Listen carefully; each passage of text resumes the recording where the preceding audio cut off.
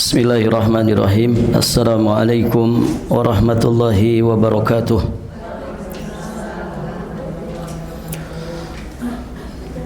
Alhamdulillahi rabbil alamin. Wa bihi nasta'in ala umuri dunya waddin. Wassalatu wassalamu ala asyrafil anbiya'i wa imamil mursalin Nabiyyina Muhammadin alaihi afdalus salati wa atammut taslim wa ala alihi wa ashabihi ajma'in wa sallama tasliman mazidan ila yaumiddin thumma amma ba'd. Allahumma inna nas'aluka ilman nafi'an wa rizqan thayyiban wa amalan mutaqabbala. Para hadirin akhwat wa ummahat fillah rahimani wa rahimakumullah. Alhamdulillah, pada pagi hari menjelang siang ini insyaallah taala kita akan melanjutkan pembahasan surat At-Tahrim ayat yang keempat dan ayat yang kelima.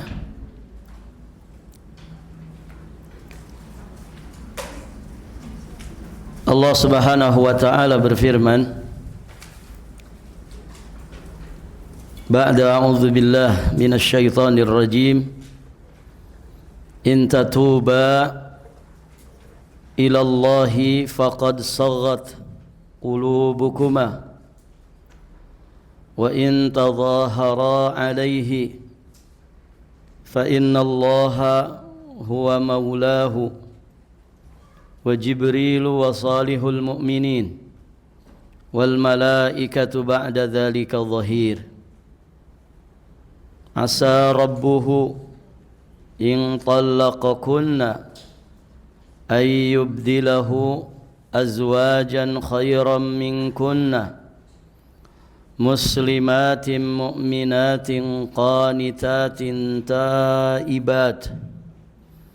taibatin abidatin saihatin thayyibatin wa abkara.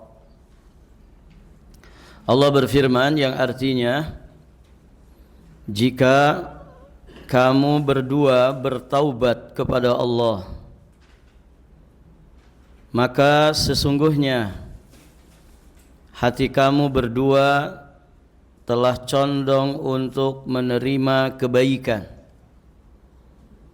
Dan jika kamu berdua membantu menyusahkan Nabi, maka sesungguhnya Allah adalah pelindungnya, dan begitu pula Jibril dan orang-orang beriman yang baik, dan selain dari itu malaikat-malaikat adalah penolongnya pula. Asa rabbuhu in talaqakunna, jika Nabi menceraikanmu, boleh jadi Rabbnya an yubdilahu azwaja, akan memberi ganti kepadanya dengan istri-istri khairam minkunna, yang lebih baik daripada kamu, muslimat, mukminat, qanitat, taibat, abidat, saihat, thayyibati wa abkara. Yakni wanita yang patuh, wanita muslimah, mukminah, wanita yang taat, yang bertaubat, yang mengerjakan ibadah, yang berpuasa, baik itu yang janda maupun yang perawan. Taib, ibu-ibu yang dirahmati Allah, kita akan bahas ayat keempat dari surat ini. Perhatikan ayat keempat ini, in tatuba ilallah, in tatuba, khitab atau pembicaraan ayat ini diarahkan kepada kedua istri mulia Rasulullah sallallahu alaihi wa alihi wasallam. In tatuba, yaitu kata gantinya untuk berdua. Jadi khitabnya, arah pembicaraannya kepada kedua istri yang mulia dari istri-istri Nabi SAW. Yang dimaksud adalah Hafsah dan Aisyah. Di mana sebagaimana ayat-ayat sebelumnya, kedua-duanya menjadi sabab Rasulullah SAW mengharamkan dirinya dari sesuatu yang beliau senangi. Terdorong oleh rasa apa, Bu? Terdorong oleh rasa apa? Cemburu. Taib, ibu-ibu yang dirahmati Allah. Maka Allah menawarkan taubat untuk keduanya, yakni untuk Hafsah dan Aisyah, serta menegur keduanya atas peristiwa itu, seraya memberitahukan pada keduanya bahwa hati keduanya telah condong pada sikap yang seharusnya mereka lakukan, yaitu apa? Menjaga diri, sopan, menghormat kepada Rasulullah sallallahu alaihi wasallam, serta agar tidak membebani Rasulullah sallallahu alaihi wasallam. Jadi ditawarkan untuk bertaubat. Barakallahu fikum. Dan sejatinya tawaran taubat ini ada di setiap saat. Ya kan, Ibu? Allah itu akan memberikan ampunan di pagi hari bagi yang mereka bertaubat di pagi hari. Allah juga membentangkan ampunan bagi mereka yang taubat di sore hari. Jadi kapanpun, dimanapun, pintu taubat selalu terbuka selama hayat manusia masih ada di kandung badannya, selama matahari belum terbit dari arah terbenamnya, selama nyawa belum sampai tenggorokan, maka tawaran taubat itu selalu terbuka. Makanya Allah Subhanahu wa ta'ala memiliki nama Al-Ghafur, Allah memiliki nama Al-Afu, Allah memiliki nama Al-Ghaffar, Allah memiliki nama At-Tawwab, yang semua itu menjelaskan betapa maha pengampunnya Allah, maha pemaafnya Allah bagi para hambanya. Pun demikian ketika orang-orang istimewa, orang-orang yang mulia, orang-orang terdekatnya manusia yang paling mulia melakukan sedikit kesalahan, melakukan beberapa kesalahan, Allah tawarkan juga taubat kepada mereka. Taib, ibu-ibu yang dirahmati Allah. Kemudian pelajaran yang kedua, tidaklah Allah menyebutkan dosa dan hukumannya di dalam Al-Quran, melainkan Dia akan mengiringinya dengan penyebutan taubat, melainkan Allah akan mengiringinya dengan seruan kepada rahmat kepadanya dan juga rahmat darinya. Ini menggambarkan kasih sayang Allah yang sedemikian besarnya kepada para hambanya. Jadi kalau melakukan kesalahan, pintu taubat Allah buka selebar-lebarnya bagi dirinya. Ya. Dan semua dosa itu bisa ditaubati. Semua dosa itu bisa ditaubati. Innallaha yaghfirudz dzunuba jami'an. Sesungguhnya Allah itu mengampuni seluruh dosa. Dosa apapun itu Allah akan ampuni. Begitu kan? Innallaha yaghfirudz dzunuba jami'a. Karena sesungguhnya Allah mengampuni seluruh dosa. mau dosa kekufuran, mau dosa kesyirikan. Kedua-duanya dosa yang paling besar. Maka orang-orang yang sebelum matinya dia bertaubat kepada Allah, Allah akan menerima taubat mereka. Ya, selama mereka itu taubatnya taubat nasuha. Taib, ibu-ibu yang dirahmati Allah. Nah, di sini juga memberikan pelajaran kepada kita ya tentang kasih sayang Allah yang memberikan harapan besar kepada kita semua. Makanya firman Allah tadi bahwa Allah itu mengampuni seluruh dosa, bahwa Allah kemudian menyeru orang-orang yang melampaui batasan supaya tidak berputus asa dari rahmat Allah. Ayat-ayat semacam itu dikatakan oleh para ulama arja ayah fil Quran. Itu ayat yang paling memberikan harapan besar kepada manusia. Jadi ayat-ayat semacam ini, tawaran taubat, perintah untuk taubat, ayat-ayat yang menjelaskan larangan berputus asa dari rahmat Allah bagi orang-orang yang telah melampaui batas. Maka sejatinya ayat-ayat semacam ini memberikan motivasi besar untuk kita banyak-banyak bertaubat kepada Allah dan bersungguh-sungguh di dalam bertaubat kepadanya dan menjaga taubat itu sampai dia mati. Termasuk bulan yang saat ini kita sedang berada di dalamnya. Bulan di mana Allah setiap malamnya membebaskan para hambanya dari siksa api neraka. Utaqa'u minan nar fi kulli lailah. Ada hamba-hamba yang Allah bebaskan dari api neraka setiap malamnya di bulan Ramadan ini. Sehingga nama lain dari bulan Ramadan Syahrul Maghfirah. Ramadan itu bulan yang penuh dengan ampunan.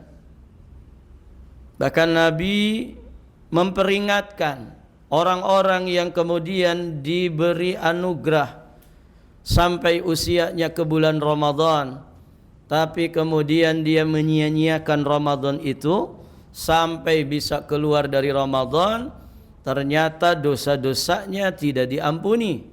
Dia tidak mendapatkan ampunan dari Allah.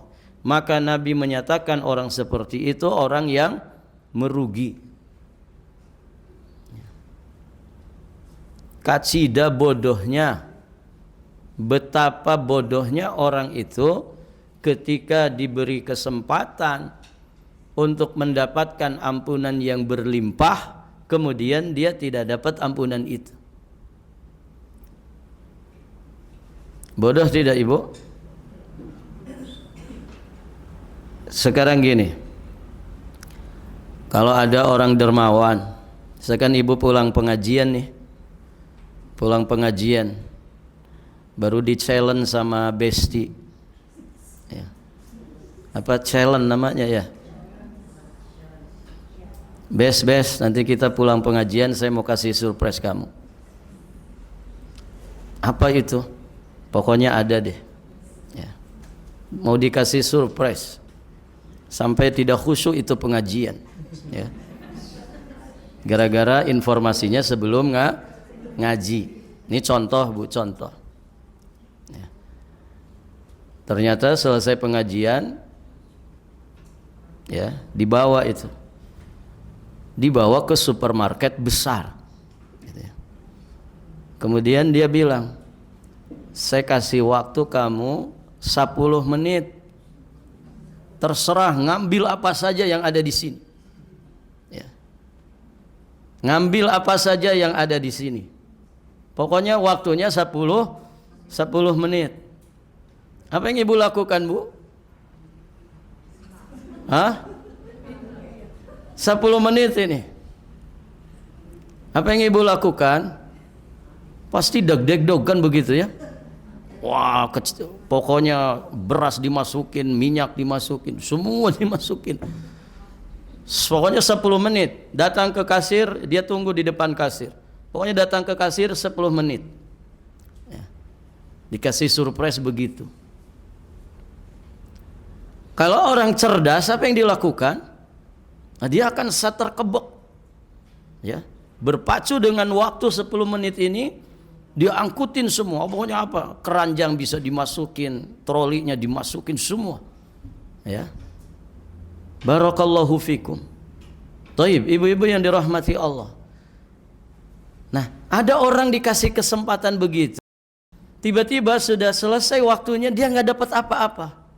Apa ibu bilang? Bodohnya kamu, gitu.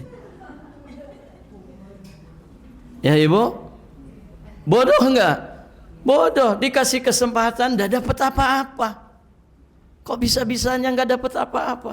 Iya, saya bingung mau ngapain. Gitu. Nah, begitulah Ramadan.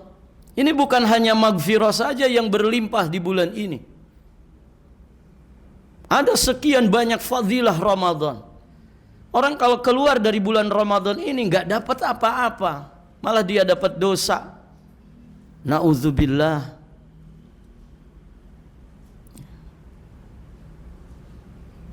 Nah, kesempatannya dikasih oleh Allah 1 bulan ini. Bahkan dari 1 bulan itu ada 1 waktu istimewa namanya Lailatul Qadar. Itu waktunya cuma berapa jam tuh, Bu? Kalau azan maghrib kita setengah 7, subuhnya jam 5, berarti berapa jam tuh? 10 jam setengah. Iya. Betul, Bu? Iya, 10 jam setengah. Nah, ibu umpamakan saja seperti itu. Aduh, gimana 10 jam setengah ini saya bisa mendapatkan banyak, memborong pahala yang begitu banyak. Gitu ya. Siapa yang mampu memanfaatkan malamnya dengan baik, barakallahu fikum, ya, sebagaimana orang yang tadi dikasih kesempatan 5 keranjang penuh semua. Gitu ya. 5 keranjang, 5 troli itu penuh semua. Ada mungkin yang cuman dapat 1 keranjang kecil, ada mungkin yang dapat cuman 1 troli saja. Nah, ini kesempatannya ada. Bagaimana kita mendapatkan limpahan ampunan itu di bulan ini? Kenapa? Karena pintu taubat selalu terbuka selama kita masih hidup di alam dunia ini. Jangan sia-siakan. Taib, ibu-ibu yang dirahmati Allah. Kemudian pelajaran berikutnya, jika keduanya yakni Hafsah dan Aisyah bahu membahu untuk menyusahkan Nabi sallallahu alaihi wa alihi wasallam, maka yang akan membela, menolong dan melindungi Nabi itu pertama Allah sendiri, Allahu azza wa jal. Kemudian yang kedua Jibril alaihi salam dan juga para malaikat yang lainnya. Kemudian yang ketiga salihul mu'minin, orang-orang saleh dari kalangan orang-orang beriman. Fa innallaha huwa maulahu wa jibrilu wa salihul mu'minin wal malaikatu ba'da dzalika dzahir. Begitu. Nah, di sini juga ada pelajaran bagi kita, bagi para istri. Jangan suka nyusahin suami. Kalau suami tidak suka pedas, jangan egois. Gitu ya. Pokoknya masak gimana selera saya. Kamu tuh harus manut sama saya, Mas, gitu. Karena kamu sudah nikah sama saya, kamu juga harus suka pedas. Ya enggak bisa begitu. Dia lidahnya beda, ya. Kalau lidah ibu-ibu kan para redes, gitu ya. Suka pedas. Lidah laki-laki mungkin tidak semua suka pedas. Kan begitu. Jangan suka nyusahin suami, apalagi nyusahin secara batin, gitu ya. Sampai kurus, kering, kerontang suami itu. Hanya kulit dan tulang. Kenapa? Stres tiap hari disusahin sama istrinya. Makannya gede-gede tapi nggak jadi daging, gitu kan? Stres, ngebatin. Kenapa? Disusahin sama istrinya. Ya. Barakallahu fikum. Jangan suka nyusahin suami. Biasanya siapa Bu yang suka nyusahin? Suami atau istri? Tergantung. Taib, ibu-ibu yang dirahmati Allah. Nah, kalau kedua-duanya Hafsah dan Aisyah selalu menyusahkan Nabi, maka yang akan membela, menolong, melindungi Nabi adalah Allah, malaikat Jibril dan para malaikat yang lainnya, juga solihul mukminin. Artinya apa? Ini peringatan bagi Ibunda Hafsah dan Aisyah. Kalau mereka semua, Allah, malaikat Jibril, para malaikat, kemudian solihul mukminin, jika mereka semua menjadi pelindung, pembela dan penolong Nabi, maka Nabi Shallallahu Alaihi Wasallam itu pasti tertolong, pasti mendapatkan kemenangan. Sedangkan yang memusuhinya, menyusahkan dirinya pasti akan kalah. Dekengangne pusat, ya. Jadi dekingannya adalah Allah Azza wa Jalla. Ya, kalau Allah yang menolong, Allah yang membantu, barakallahu fikum, siapa yang kemudian bisa mengalahkan? Ya. Tidak ada yang bisa mengalahkan. Taib, ibu-ibu yang dirahmati Allah. Nah, kalau kemudian ditolong, dibantu oleh Allah, oleh malaikat Jibril, maka berarti yang dibantu, yang ditolong ini bukan sembarangan orang. Maka ini menunjukkan keistimewaan, keutamaan dan kemuliaan Nabi sallallahu alaihi wa alihi wasallam sebagai sayyidul anbiya wa imamul mursalin. Baik, ibu-ibu yang dirahmati Allah. Ya, beliau seorang nabi, seorang rasul, tidak mungkin dibiarkan begitu saja oleh Allah. Tidak mungkin. Pasti dibela, pasti ditolong. Maka siapapun yang berusaha menyusahkan Nabi pasti terkalahkan. Taib, ibu-ibu yang dirahmati Allah. Ayat berikutnya, ayat yang kelima. Asa rabbuhu in talaqakunna ayyubdilahu azwajan khairan minkunna muslimatin mu'minatin qanitat taibatin abidatin saihat thayyibati wa abkara. Jika Nabi menceraikanmu, boleh jadi Rabbnya akan memberi ganti kepadanya dengan istri-istri yang lebih baik dari kamu, yang patuh, yang beriman, yang taat, yang bertaubat, yang mengerjakan ibadat, yang berpuasa, yang janda dan juga yang perawan. Taib. Ayat ini, ibu-ibu yang dirahmati Allah, merupakan peringatan Allah kepada istri-istri Nabi Muhammad supaya tidak menyakiti hati beliau, dengan ancaman bahwa Allah bisa saja mengganti mereka dengan istri-istri yang lebih baik, lebih patuh, lebih beriman, lebih taat, lebih bertaubat, lebih bagus ibadahnya, lebih banyak puasanya, baik janda maupun perawan. Taib, ibu-ibu yang dirahmati Allah.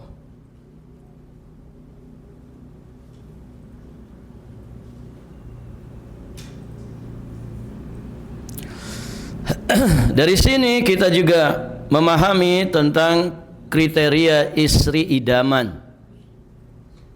Semoga ibu-ibu di sini menjadi istri idaman bagi para suaminya.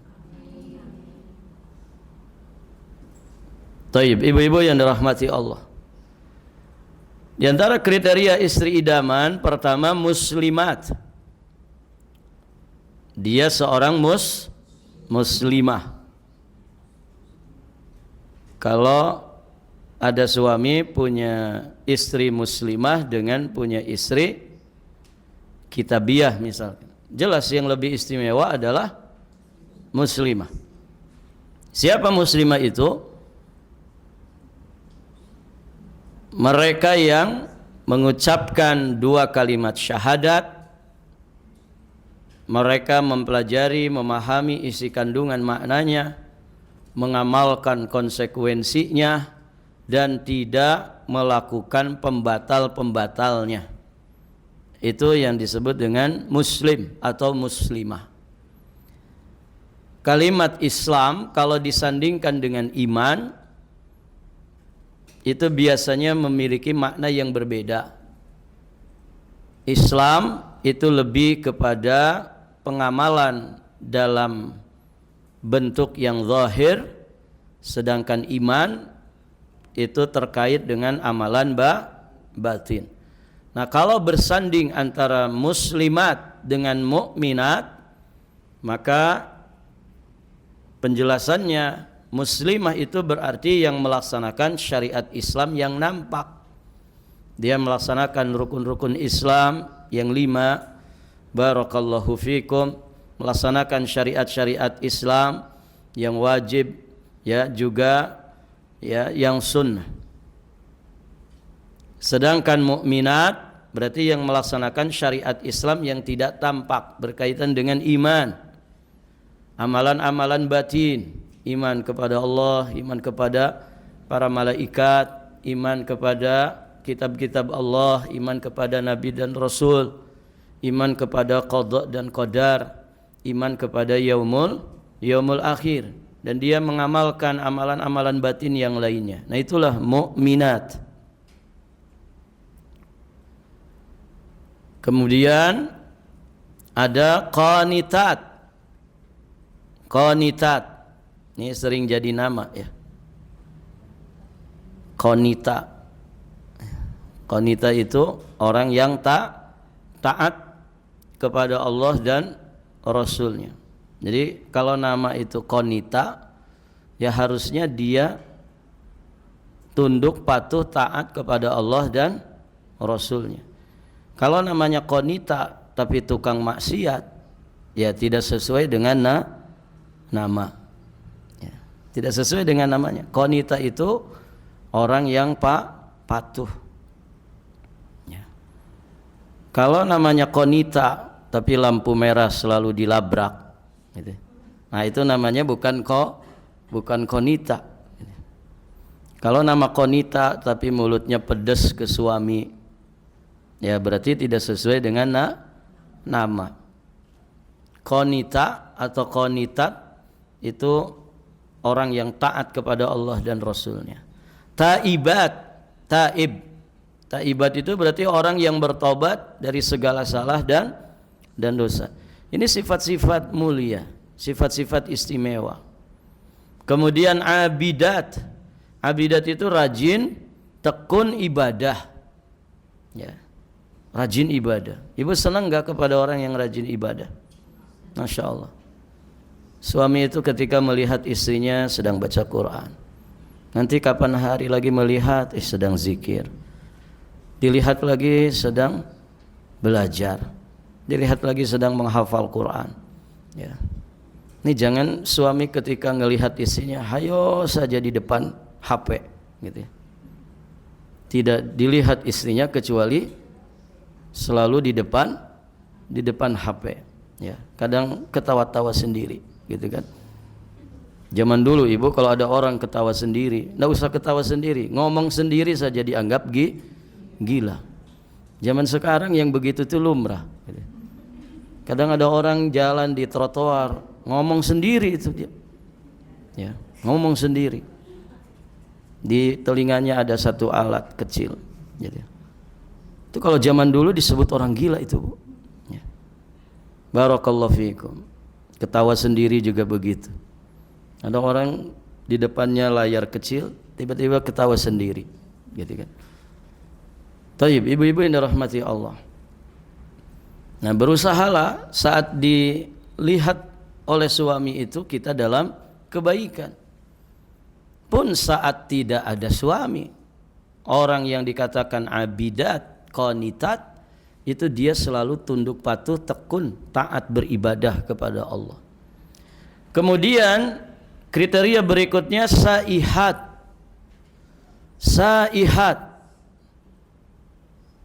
Banyak yang memaknakan saihat itu adalah soimat, yakni wanita yang senantiasa berpuasa. As-saih dalam bahasa Arab alladzi la zada ma'ahu, yaitu orang yang tidak ada bekal padanya.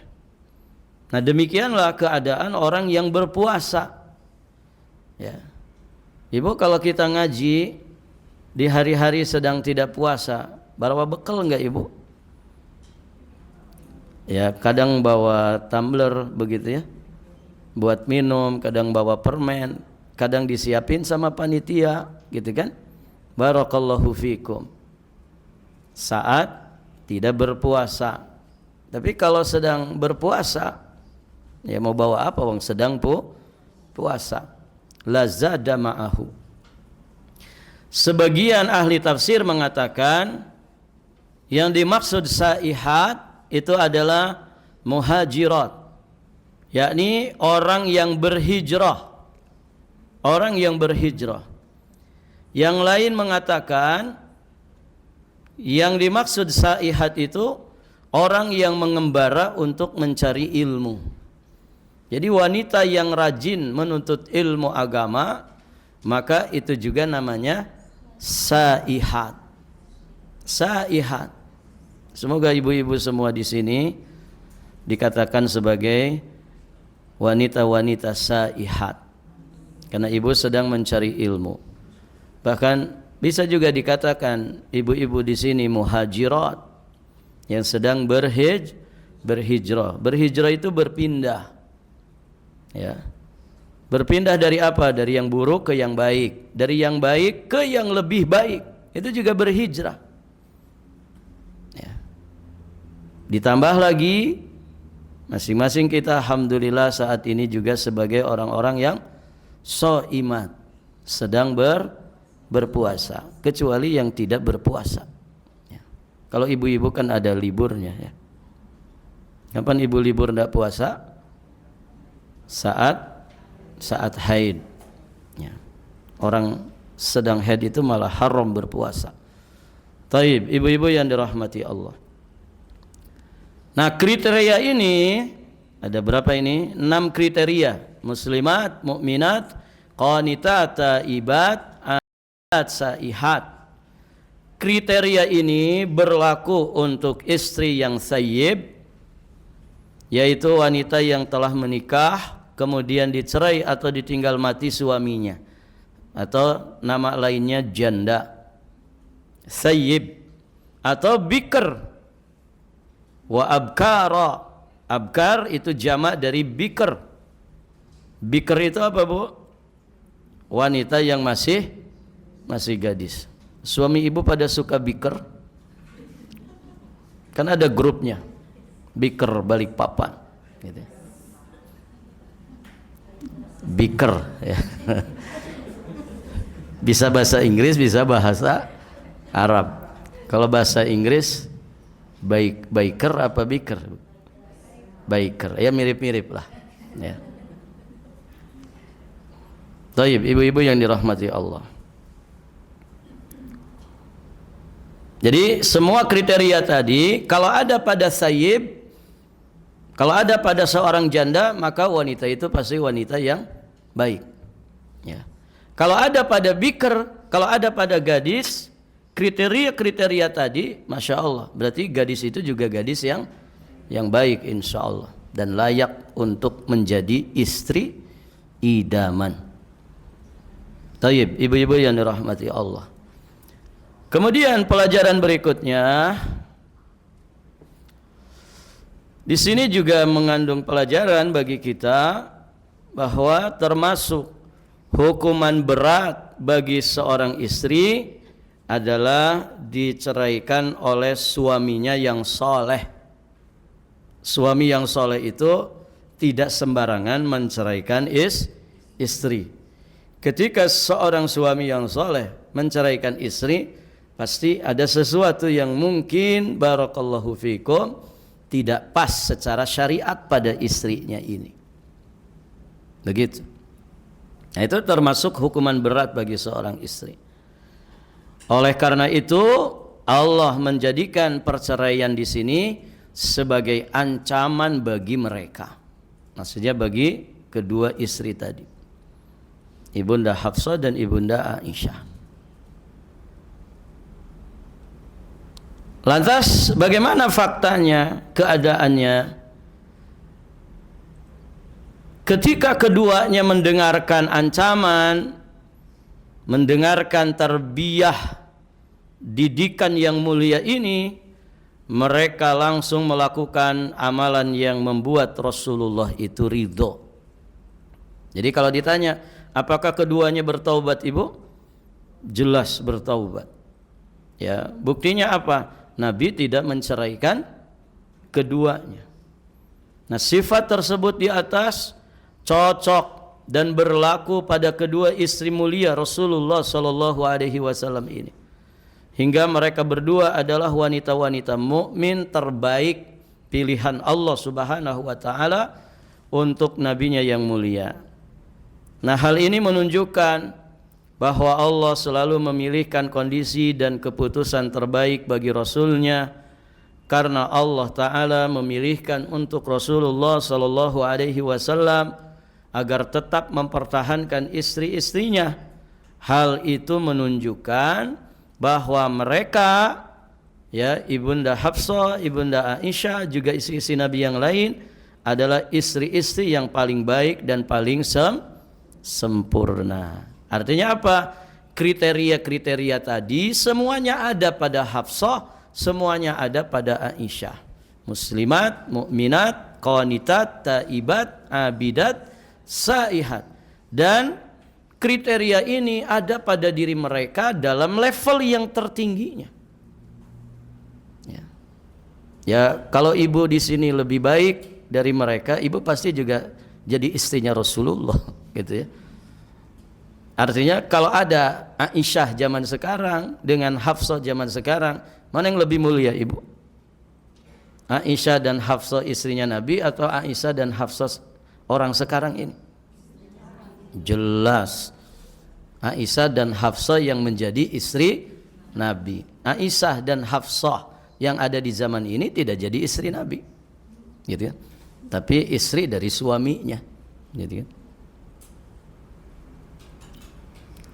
Ini menunjukkan bahwa seluruh istri-istri Nabi itu wanita-wanita pilihan, wanita-wanita terbaik dari seluruh wanita yang ada di alam dunia ini.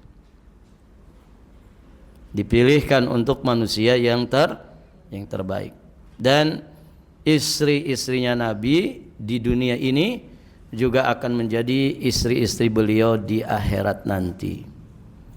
Suami ibu di dunia apa pasti menjadi suami ibu di surga? Belum tentu. Sebagaimana istri dari seorang suami di dunia belum tentu juga menjadi istri di surga. Walaupun harapannya besar, sehidup sesurga. Ya, bukan sehidup semati, Bu. Ya. Karena kalau suami ibu mati duluan, ibu kawin lagi, gitu kan? Sehidup sesurga. Artinya sama-sama hidup menjalin rumah tangga di dunia, semoga juga sampai berkumpul di surga Allah. Suami kita yang ada di dunia ini semoga menjadi suami kita juga nanti di surga Allah. Gitu, Bu ya. Ustaz, saya mah sampai mati enggak pernah nikah, misal. Gimana, Bu? Kalau yang sampai mati enggak pernah nikah, ternyata dia masuk surga nanti di akhirat. Dia mau dipasangin sama siapa? Bidadara.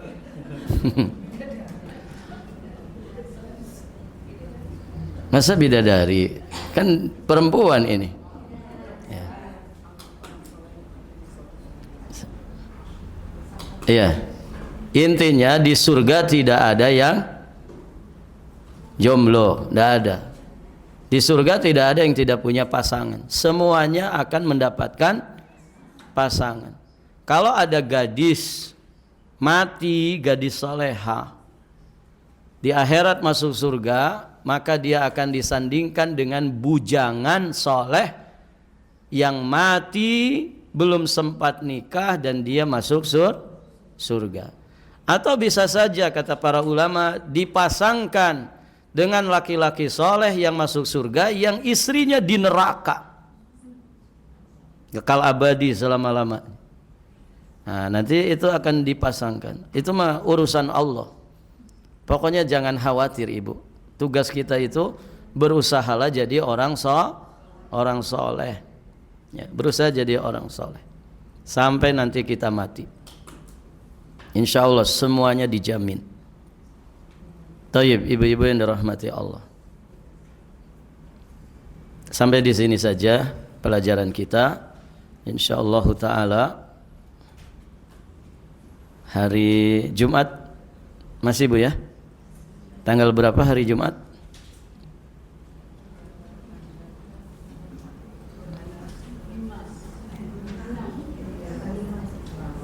Ya masih belasan ya, 16.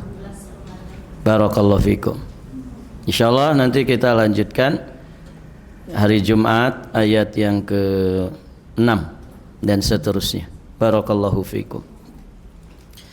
Baik ibu, mungkin saya hanya bisa sampai tanggal 20 ibu ya, paling mentok ya, seperti biasanya 20 ke atas kita berhentikan kegiatan kajian. Berarti masih sekitar 2 pertemuan lagi ya, bisa? Hari Selasa masih bisa ya? Baik, insyaallah ta'ala. Atau nanti kabari saja ya, barangkali panitianya mau pada umroh gitu kan. Semoga dimudahkan yang mau umroh ya. Ini lagi langit Timur Tengah lagi ramai dengan rudal gitu ya. Barakallahu fikum. Baik ibu, sampai di sini saja. Insyaallah ta'ala nanti kita lanjutkan di kesempatan berikutnya. Subhanakallahumma wa bihamdik, asyhadu an la ilaha illa anta, astaghfiruka wa atubu ilaik. Wassalamualaikum warahmatullahi wabarakatuh.